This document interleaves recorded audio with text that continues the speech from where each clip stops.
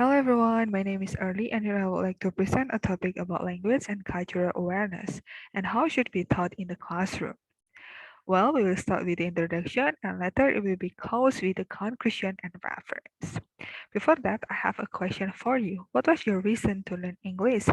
Maybe some of you want to have a flawless grammar or to be involved in an English speaking community or because we need to have IELTS and TOEFL test. Well, we have our own reason, right? However, we also need to be aware that English is a lingua franca. It means that people comes from all over the world with different culture backgrounds speaks this language. That's why there is a rising phenomenon that is called cultural awareness.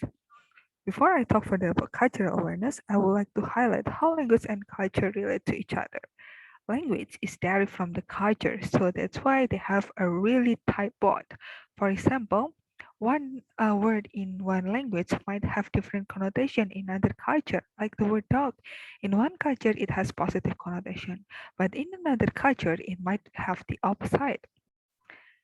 Then, what is cultural awareness actually? Cultural awareness basically is the way we see both positive and negative aspects of cultural difference and how we reflect it in our action and spoken words. Now, why do we really need cultural awareness? It doesn't need to be enough to only learn the language.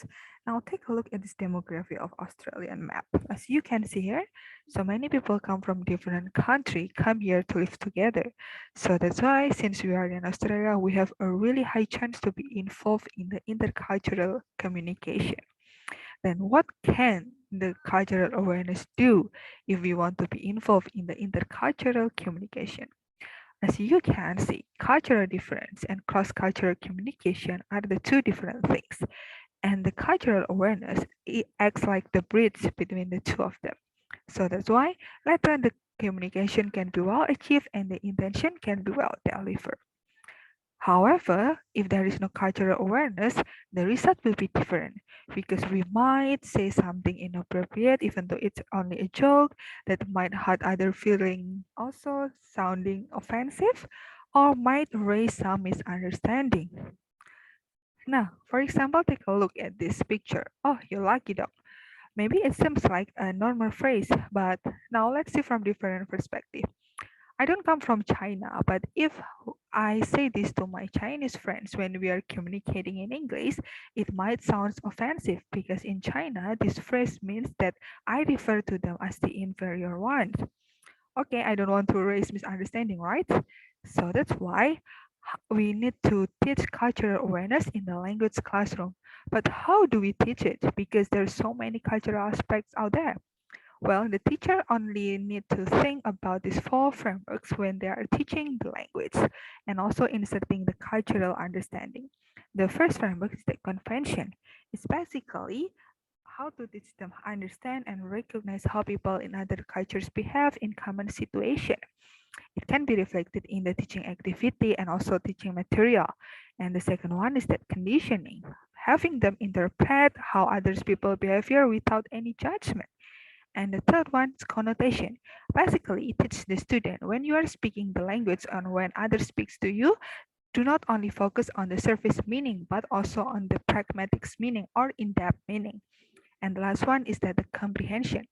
The language teaching activity should reflect how students can pay attention to the source of information, examine the stereotype, avoid overgeneralization, and later they have to know the way how to resolve the conflicts. From all the four frameworks, it can be generated to some teaching activities such as cultural collection.